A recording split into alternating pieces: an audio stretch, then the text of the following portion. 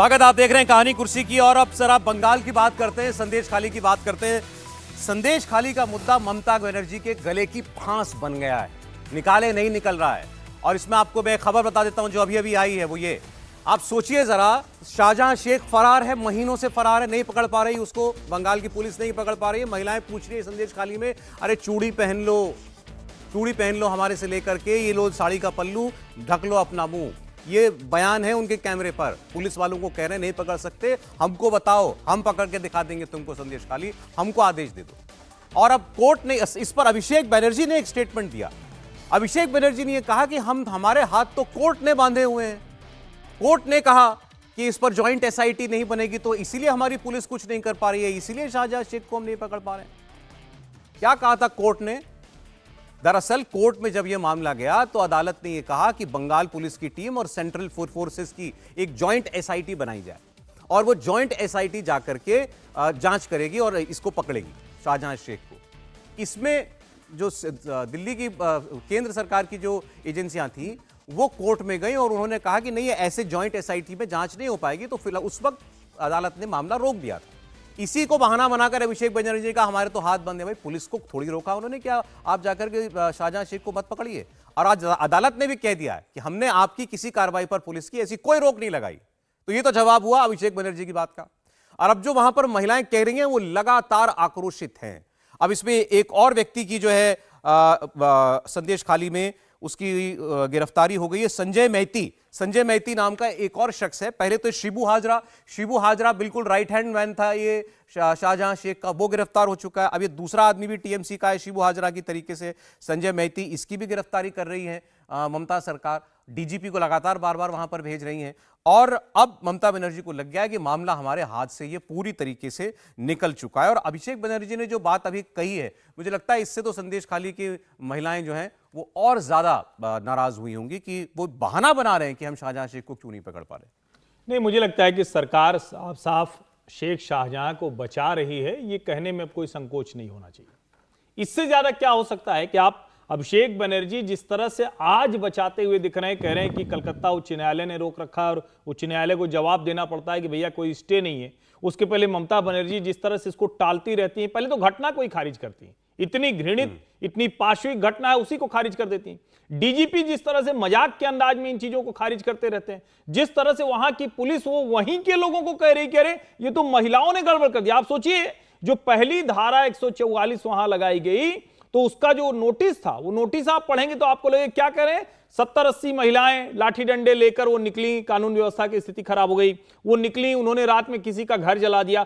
अब जो महिलाएं लगातार इस तरह के पाशविक घटनाक्रम से गुजर रही हैं, पीड़ा से गुजर रही हैं, उनको आप करेंगे नहीं नहीं तुम चुपचाप बैठो।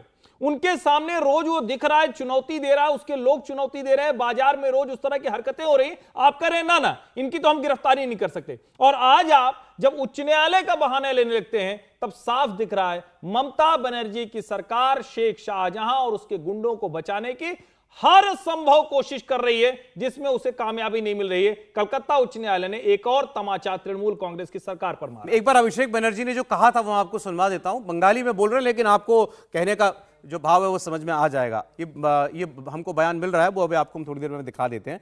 मैंने तो सर वहां की महिलाओं के कल कुछ मैंने बयान देखे, कुछ वीडियो देखे, सिहरन पैदा हो जाती शरीर के अंदर। वो महिलाएं कह रही हैं कि 8 दिन का बच्चा, सोचिएगा जरा, सुनिए, 8 दिन का बच्चा, एक परिवार कह रहा है मेरा 8 दिन का बच्चा उठा करके मेरे घर से ले गए। सोचिए मां के ऊपर क्या बीती होगी। क्यों ले गए? कि तुम दूसरी पार्टी के साथ नहीं जुड़ सकती। बच्चे को उठा करके ले गए। एक महिला बता रही है कि 1 साल से कम का बच्चा था एक परिवार के अंदर। अब ये जो बदमाश है शाहजहां शेख के, ये आते हैं माओ को, उसके पिता को मजबूर करने के लिए कि तुम हमारे लिए काम करोगे, या उसकी घर की महिला को मजबूर करने के लिए कि वहां दफ्तर में चलो या किसी के घर में जाकर के काम करो, और क्या क्या नहीं, वो सब करने के लिए 8 महीने के बच्चे का जो है कभी कोई हाथ मरोड़ दे रहा है, कोई बाल खींच दे रहा है। बच्चे के ऊपर जुल्म करते हैं कि मां बाप को मजबूर किया जा सके। एक औरत ने कहा कि हमसे कहते हैं मुंह ना ढको, हमारी इज्जत नहीं है क्या? क्या बताएं हमारे साथ क्या क्या होता है। और आप चाहते हैं कि हम ये बात कहीं भी ना, और कहें तो मुंह ढके बिना कहें। ये वो सीधे पूछ रही थी ममता बनर्जी से। तो ये हालत है वहां पर इस वक्त बंगाल के अंदर। देखिए, ये जो संदेश खाली का पूरा मामला है, ये यहाँ पे टिक नहीं रहा है, ये आगे आगे बढ़ रहा है। वो संदेश खाली के बाकी इलाकों में अब फैल गया है, वहाँ पर भी आवाज़ें उठने लगी हैं। और ख़ास तौर से जो ये व्यक्ति है शेख, इसके खिलाफ जो मामले आ रहे हैं कि वो सिर्फ यही चीज़ें नहीं कर रहा, वो बहुत सारे लैंड को ग्रैब करने की कोशिशें करते हैं। उसके जो 7 लोग हैं वो लैंड ग्रैबिंग में बहुत ज़्यादा इन्वॉल्व हैं, उसको लेके आवाज़ें उठ रही हैं। ये देखिए, अब आप और जगहों पर भी देखेंगे तो पश्चिम बंगाल में और भी जगहों पर टीएमसी के नेताओं पर जिस तरह के आरोप आ रहे हैं लोगों के द्वारा कि वो किस तरह से लैंड ग्रैबिंग में इन्वॉल्व हैं, ये बड़ा लंबा जाएगा मामला और ये बड़ा मुश्किल इसको लेकर एक पॉलिटिकल स्टेटमेंट आई है।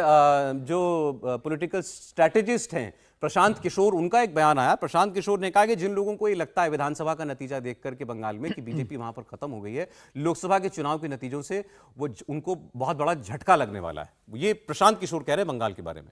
बिल्कुल निश्चित रूप से। और मुझे लग रहा है कि जिस हिसाब से संदेश खाली की जो घटना घटी है, ये बताता है कि ममता बनर्जी बंगाल में कैसा शासन चला रही है। तालिबान के बारे में हम सोचते थे कि तालिबान में किस तरह से राज चलता है, तालिबान का बच्चों के संग होता है, महिलाओं के साथ अत्याचार होते हैं। ममता बनर्जी के संरक्षण में शेख शाहजहां ने संदेश खाली को तालिबान का राज बनाने की कोशिश की थी, अत्याचार की पराकाष्ठा उसने वहां की थी। मुझे लग रहा है आज हाईकोर्ट ने नहीं कहा, इसके पहले भी कोर्ट की टिप्पणी आ चुकी है कि भाई शेख शाहजहां कहाँ है, क्यों नहीं पुलिस पकड़ पा रही है।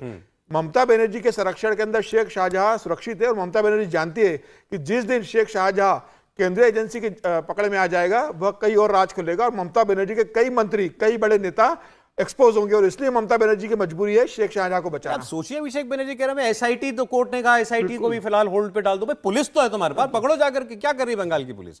जरा एक प्रशांत किशोर की बात पर एक रिएक्शन। देखिए, इस पे मैं यही कहूंगा कि प्रशांत किशोर नेता बनने की कोशिश कर रहे हैं, पार्टी बना रहे हैं। मैं उन्हें कहता हूं कि देखिए, जो काम वो अच्छा कर सकते हैं वो काम उनको करना चाहिए, लेकिन राजनीति वो अच्छा समझते हैं, करते नहीं अच्छा है, लेकिन समझते हैं, इसमें किसी को संदेह नहीं।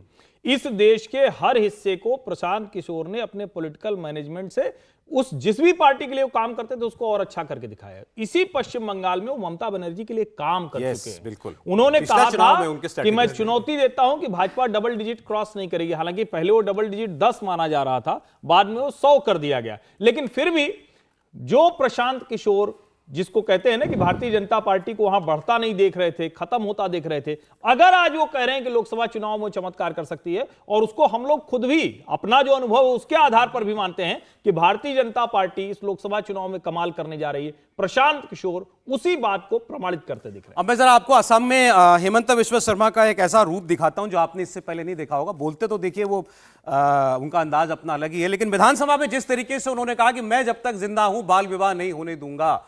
ये क्यों है मुद्दा वहां पर? क्योंकि उन्होंने वहां पर मुस्लिम मैरिज रजिस्ट्रेशन एक्ट को खत्म कर दिया, जिसको ढाल बना करके वहां पर मुसलमान बच्चियों की अंडर एज 18 साल से कम की बच्चियों की भी शादी कर दी जाती थी। और ये 100 साल से कानून वहां पर चल रहा था। उन्होंने इस कानून को हटा दिया और उन्होंने कहा कि जो लोग बोल रहे हैं मेरे खिलाफ इस कानून को हटाने के लिए, वो सुन लें, मैं तुम्हारी दुकानें बंद कर दूंगा। सुनिए हेमंत बिश्व शर्मा को। आप लोग सुन लीजिए, असम में चाइल्ड मैरिज नहीं होने दूंगा जब तक मैं जिंदा हूं। हम होने नहीं दूंगा जब तक हिमंत बिश्व शर्मा जिंदा है, जब तक असम में चाइल्ड मैरिज नहीं होगा। आप सुन लीजिए, मैं आप लोगों को पॉलिटिकली चैलेंज करना चाहता हूं। 2026 सन का पहले मैं ये दुकान बंद कर दूंगा, बंद कर दूंगा। दुकान मतलब वो कह रहे हैं 2026 मतलब असम में जब अगला चुनाव होगा उससे पहले मैं ये जो मुसलमान बच्चियों की जो आपने दुकानें खोल रखी है ना, ये सब दुकानें मैं बंद कर दूंगा। इस एक्ट को खत्म करने का विरोध जो लोग कर रहे हैं, किस मुंह से कर रहे हैं, मुझे समझ में नहीं आ रहा है। नहीं, मूल सवाल यही होना चाहिए। एक मुख्यमंत्री को बच्चियों को कम उम्र में शादी करके उनका जीवन नर्क कर दिया जाता है, उसके खिलाफ इस तरह का रौद्र रूप दिखाना पड़ता है। और मैं तो नहीं समझ पा रहा हूं, चूंकि सामने हेमंत शर्मा दिख रहे हैं, कौन है जो इसका विरोध कर रहा है? कौन लोग हैं ओवैसी कर रहे हैं? ये जो कहने की मतलब जिसको कहते हैं ना कि ये अंदर से साहस, ये क्षमता कैसे आ सकती है कि आप कम उम्र की बच्चियों को शादी कराकर उनका जीवन बर्बाद करने करें? नहीं, ये तो हमारा अपना कानून है, इतने वर्षों से चला आ रहा था। अरे भाई, इतने वर्षों से आप मनुष्य नहीं बन पाए थे, आप पाशविक प्रवृत्ति की तरफ बढ़ रहे थे, आप मध्ययुगीन बर्बरता की तरफ बढ़ रहे थे। एक व्यक्ति लोकतांत्रिक तरीके से चुनकर आया है और वो लोकतंत्र की मूल अवधारणा को आगे बढ़ा रहा है, उसको अगर इस तरह से आपसे लड़ना पड़ रहा है तो ये बहुत अच्छी स्थिति नहीं। लेकिन उसका दूसरा पहलू ये है कि हेमंत शर्मा ने अभी तक जो जो कहा है वो करके दिखाया है, तो हम ये मानते हैं कि अब वहां बच्चियों की कम उम्र में शादी नहीं होगी। अच्छा, मैंने आज कुछ सवाल मंगवाए थे इस प्रोग्राम के लिए, तो कुछ सवाल आए। एक व्यक्ति ने तो, राम बाबू जहां हैं, ये आज आपके प्रशंसक मुझे लग रहे हैं, उन्होंने सीधा लिख कर कहा कि राहुल महाजन जी से मेरा सवाल पूछिएगा कि इस चुनाव में 2024 के कांग्रेस पार्टी 45 सीट कैसे पार करेगी। देखिए, बड़ा चुनावी जो रन है ये बहुत ही अनप्रिडिक्टेबल होता है। अगर चुनावी रन में हम ये मान लें कि अच्छा ऐसा ही होने जा रहा है, तो वो शायद सही एनालिसिस किसी चीज़ का नहीं हो सकता। मैं फिर भी ये मानता हूँ कि बीजेपी इस वक्त जो है एडवांटेज पे है और बहुत अच्छा उनका चुनाव जो है वो होगा, और मुझे ये भी लगता है कि वो लोकसभा का ये चुनाव जीतेंगे। लेकिन ऐसे में हमें ये नहीं भूलना चाहिए कि बीजेपी कई सारे राज्यों में, हरियाणा, कर्नाटक, बहुत सारे और राज्यों में पीक पे है, मध्य प्रदेश, राजस्थान। और जब आप पीक पे होते हैं तो वो परफॉर्मेंस आपके ऊपर ज़्यादा दबाव होता है कि आप उन सीटों को बचा सकें। नहीं, तो उनका जवाब तो दीजिए, तो 45 पार करेगी कि नहीं करेगी? अब वो गिनना, फिर मैं देखिए उनको तेलंगाना में एज है, तेलंगाना से सीटें ज़्यादा निकलेंगी। देखिए, मैं कर्नाटक सीधा जवाब नहीं दे रहे उनकी बात कर। मुझे लगता है, देखिए मुझे 45 के ऊपर मुझे लगता है कि कांग्रेस जो है, सवाल पूछा, मैं सीधा जवाब दे रहा हूँ। मुझे लगता है कि कांग्रेस जो है 45 से ऊपर सीटें लेके जाएगी। ऐसा नहीं है कि नहीं लेके 52 आई थी पिछली बार, 52-54 मेरे ख्याल से उससे ज्यादा सीटें ऊपर चली जाएगी। ठीक है, एक व्यक्ति जो है वो पूछ रहे हैं कि ये समीर जी आपसे मैं पूछ रहा हूँ, उन्होंने कहा कि हमें शिकायत कर रहे हैं हमसे, हरिवंश जी सर आपसे शिकायत है कि आप अरविंद केजरीवाल जी की करतूत नहीं दिखाते। ये उनका शब्द है, मेरा नहीं है, कि ये बजट नहीं पेश करते, फिर विधानसभा का सत्र क्यों चलाते हैं? देखिए, अरविंद केजरीवाल को विधानसभा में जो भी भड़ास निकालनी होती है, वो जानते हैं कि अगर मैं बाहर बोलूंगा तो मेरे पास केस हो जाएगी, मुझे फिर कोर्ट में जाके माफी मांगना पड़ेगी। विधानसभा उनके लिए सुरक्षा कवच है। वो जानते हैं कि विधानसभा का सत्र में मैं जितना सरकार के खिलाफ जो भी बोलूंगा उसके ऊपर कोई कार्रवाई नहीं होगी। वो विधानसभा सत्र का इस्तेमाल उसी लिए करते हैं कि एलजी के खिलाफ कुछ बोल सके, पीएम के खिलाफ कुछ बोल सके, उसके लिए इस्तेमाल करते हैं। जहां तक बजट का सवाल है, मुझे लग रहा है बजट लेके आएंगे, बजट के बिना तो काम चलेगा नहीं।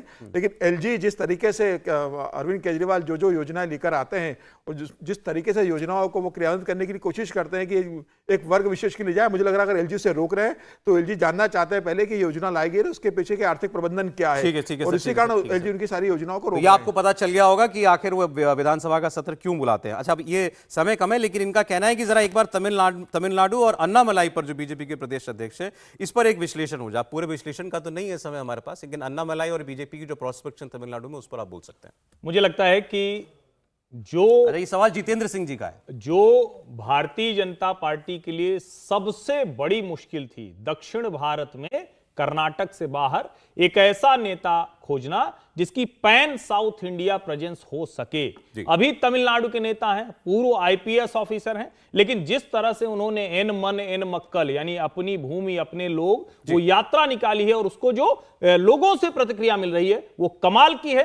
सीटें कितनी आएगी मैं नहीं कह सकता हूं, लेकिन अभी कन्याकुमारी की एक कांग्रेस की विधायक भी इधर आ गई। इसका मतलब ये कि उनका नेतृत्व, उनकी यात्रा तमिलनाडु में प्रभाव डाल रहा है। खाता खुल जाएगा, बिल्कुल मुझे लगता है, बिल्कुल खुल जाएगा। और मुझे खास तौर से कन्याकुमारी और रामनाथपुरम के आसपास लगभग 7 सीटें ऐसी हैं जिस पर इस बार बीजेपी जम के चुनाव लड़ने। तो चलिए, ये जितेंद्र जी आपको भी अपने सवाल का जवाब मिल गया, तो इसी तरह जुड़ते रहिएगा प्रोग्राम के साथ, सवाल ही पूछते रहिए अपने, और हैशटैग कहानी कुर्सी की ये हैशटैग इस्तेमाल कीजिए हमारे साथ जुड़ने के लिए इस प्रोग्राम में।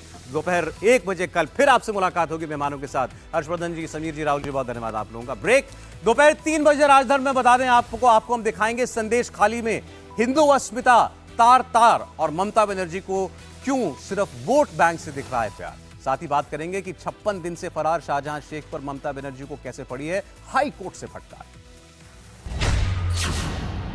हिंदू अस्मिता तार ममता को वोट बैंक से प्यार।